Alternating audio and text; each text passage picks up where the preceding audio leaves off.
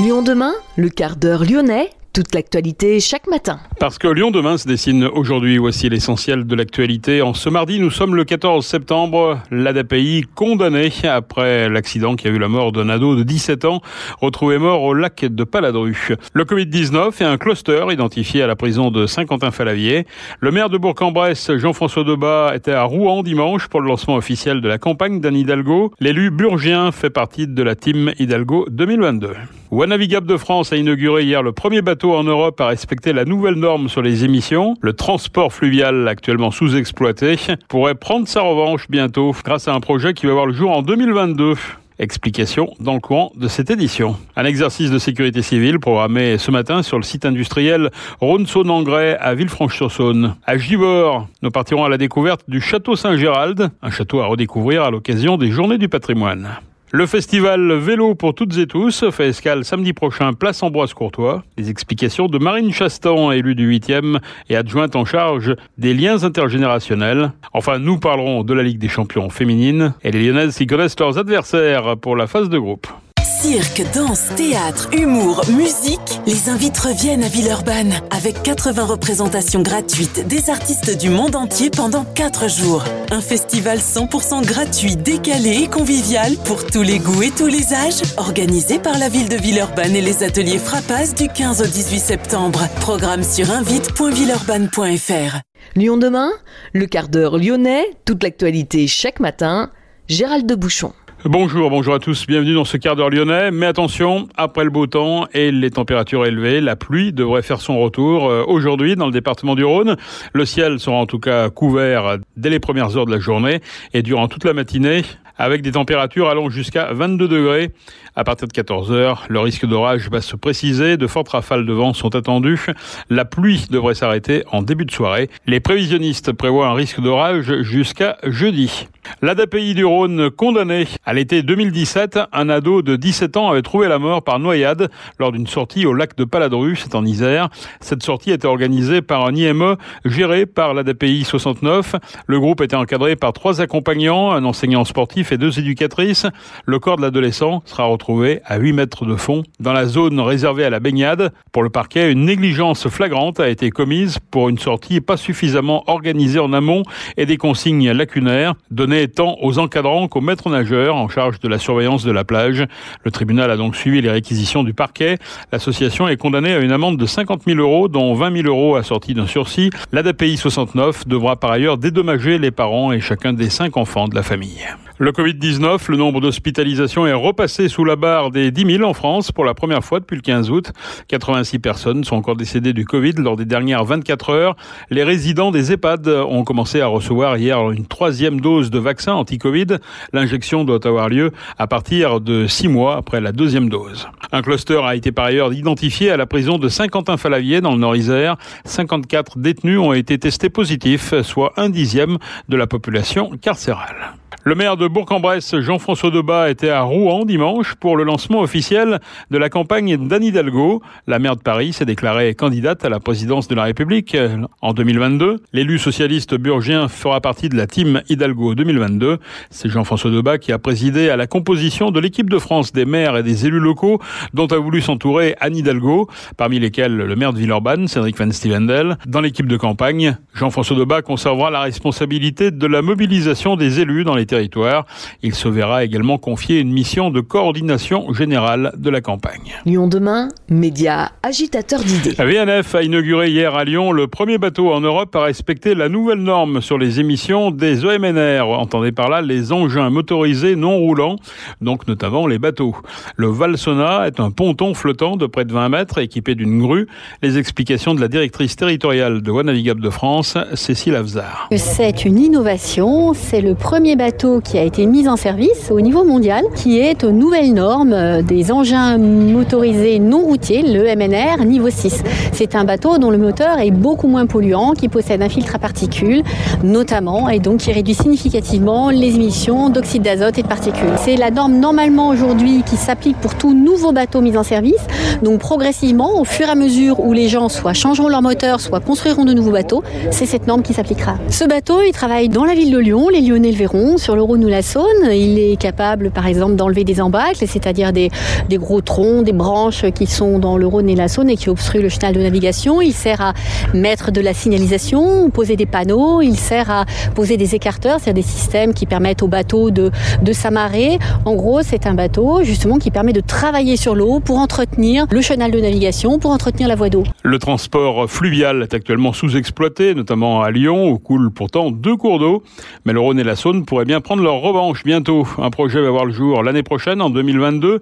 Il vise à utiliser la voie d'eau pour des livraisons de petits et moyens colis. Ces marchandises seront livrées en bateau avec 3 points d'arrivée au pied des ponts Morand, Lafayette et Wilson. Le dernier kilomètre sera effectué en mode doux, véhicule électrique ou vélo cargo par exemple. Le nom de l'exploitant sera choisi le mois prochain pour un démarrage du service début 2022. L'objectif étant bien sûr de décarboner l'intégralité de la logistique du dernier kilomètre. Un exercice de sécurité civile est programmé ce matin sur le site industriel Rhône-Saône-Engrais à Villefranche-sur-Saône. Il vise à vérifier l'efficacité des dispositifs de sécurité et à améliorer la coordination entre les services de l'État, les collectivités, les observatoires et les exploitants.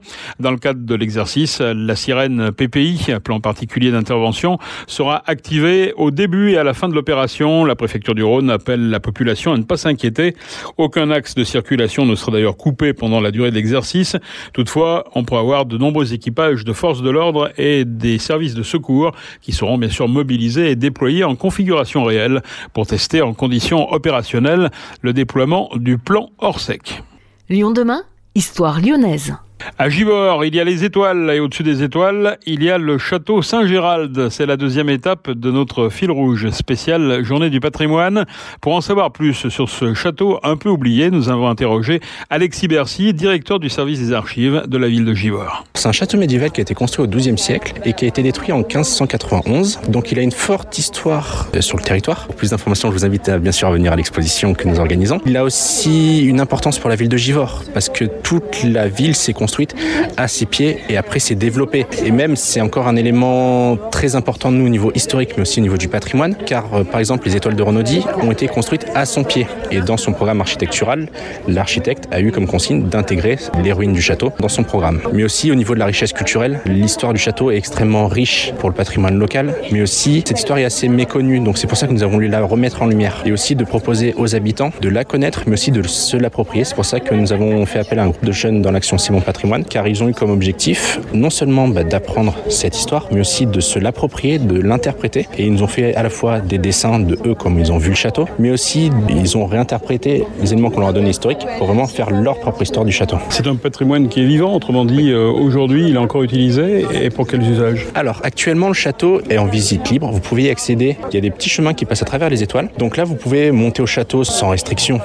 Donc là nous ce que nous proposons aussi c'est lors des journées du patrimoine c'est à la fois de connaître cette histoire et aussi de la réapprendre, mais aussi d'inviter les gens à monter au château. Certaines personnes, des fois, ne savent pas qu'ils peuvent monter librement au château et qu'ils peuvent aller le visiter à n'importe quel moment de la journée. Nous étudions plusieurs scénarios par rapport à la mise en valeur de ce château. La première étape, ce sera les journées du patrimoine et après, nous allons étudier d'autres hypothèses sur comment remettre en valeur ce château et son histoire. Durant ces 2 journées, c'est quoi? C'est des concerts? C'est quoi? Alors, le plus gros sur le château Saint-Gérald, ce sera principalement le samedi. Donc, il y aura à la fois un concert par le Chœur des Alpes de Brignais, un concert qui sera proposé aussi par les différentes associations culturelles et aussi des démonstrations de savoir-faire, par exemple de la tannerie, démonstrations d'armes qui sera faite par une association, la Guilde des Trois Dents.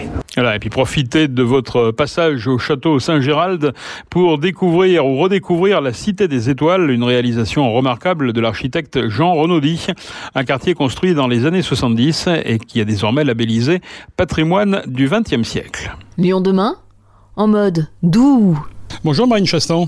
Bonjour Gérald. Adjointe à la mairie du 8e arrondissement, en charge de la petite enfance, des personnes âgées et également du lien intergénérationnel. Vous organisez un événement qui est un peu particulier, qui s'appelle le Festival Vélo, mais qui est un festival particulier dans le sens où c'est le vélo pour toutes et tous. Et ça, c'est bien précisé sur votre affiche. Alors, pourquoi cette précision ? Eh bien, parce que le souhait du festival, c'est justement de mettre à disposition des vélos pas classiques, qui sont pas dotés simplement de 2 roues, une selle et un guidon, et qui, du fait de leur spécificité, sont capables de s'adresser à des publics plus variés, avec des besoins peut-être plus particuliers que ce qu'on peut trouver avec un vélo classique. Typiquement, seront présents sur l'événement l'association À Vélo Sans Âge. Donc, c'est une association qui balade des personnes âgées en triporteur. En fait, leur triporteur, finalement, ça va être comme une forme de banquette, un genre de petit canapé à l'avant du vélo, avec une canopée, etc., tout le confort. Et c'est une personne qui est à l'arrière, qui pédale et qui transporte ces personnes qui sont soit à mobilité réduite, soit trop âgées pour utiliser un vélo classique, quoi. Ça peut être aussi des tandems. On a l'association Valentin Ahui, qui est une association de personnes aveugles et qui propose des balades en tandem avec donc une personne voyante et une personne aveugle. Donc c'est typiquement ce genre de vélo également. Ou enfin avec l'association Trocfer, qui ont fabriqué des tandems côte à côte avec siège vélo. Alors là, c'est un peu difficile à décrire. Je pense qu'il faut le voir en vrai pour comprendre de quoi il s'agit. Mais donc là où on s'adresse plutôt à un public famille avec enfants, plutôt jeunes enfants. Donc ce qu'on voit un petit peu là dans ce que je décris en termes de typologie de vélo, c'est qu'il y a le souhait, et c'est tout le lien avec ma délégation intergénérationnelle, il y a le souhait d'avoir des vélos qui s'adressent à tous les usages et tous les âges. Et donc de rassembler des populations du plus jeune enfant jusqu'à la personne la plus âgée autour d'une utilisation et d'un essai festif du vélo. On va pouvoir faire quoi ? Uniquement les découvrir comme ça, les essayer peut-être ? Alors effectivement, donc il y aura des vélos à essayer, et autour de cet essai des vélos, il y a pas d'achat, hein, c'est uniquement de l'essai, c'est pas un festival commercial. Donc autour de l'essai de ces vélos, il y aura toute une programmation festive qui se rapproche plus ou moins de la thématique du vélo. Donc vous allez voir par exemple, il y aura passeur de jeu. Donc passeur de jeu, c'est une personne qui se déplace en vélo cargo. Il est là en fait le lien avec le vélo, et qui propose de la location de jeux pour tous les âges. Donc on a aussi ce côté intergénérationnel. Donc il y aura des stands de jeux sur place qui permettront aux personnes qui sont venues essayer les vélos de prolonger un petit peu l'expérience en faisant d'autres activités sur place. On a aussi par exemple les bibliothèques de la ville de Lyon qui vont proposer des lectures pour enfants sur Kamishibai. En fait, le Kamishibai, c'est un genre, on va dire que c'est l'équivalent du théâtre Guignol, mais en Asie. Et en fait, c'est des grosses structures avec des illustrations qui permettent de raconter des histoires. Et là, en fait, la ville de Lyon les a montés sur un vélo. Donc, c'est des camicyclettes. On aura aussi par exemple Bibliothécaire. Donc ça, c'est une association qui fait, c'est un genre de biblio-vélo en fait, qui se déplace pour mettre à disposition du public des ouvrages. Ça se passe donc samedi, place Ambroise Courtois, et ça tombe plutôt bien parce qu'il y a quand même des voies autour qui vont être piétonnisées, c'est ça ? Exactement. Donc on a choisi cette date du 18 septembre après-midi en fonction de la voie est libre. Quasi-intégralité de l'avenue des Frères Lumière et le contour de la place Ambroise Courtois seront piétonnisés pour la journée, ce qui va permettre un essai de ces vélos dans des situations très confortables et sécurisées. Et vu qu'on a pas mal de programmation qui s'adresse à des publics fragiles ou à de la petite enfance, c'est aussi plus sécurisant d'avoir des abords piétons. Il y aura aussi quelques footbikes, ce qui permettra aussi de prolonger l'expérience sur du culinaire. On parle beaucoup d'inclusion dans notre société. Le vélo, c'est un moyen de participer à cette inclusion des publics et de tous les publics ? Ben oui, je ne sais pas si vous connaissez par exemple, mais vous avez l'expérimentation SAMVA qui a été financée là sur ce début d'année par la métropole. SAMVA, c'est une structure en fait qui accompagne les personnes aux besoins particuliers pour trouver, essayer et éventuellement acheter derrière un vélo qui est adapté à leur usage. Donc SAMVA, ils ont une gamme de vélos.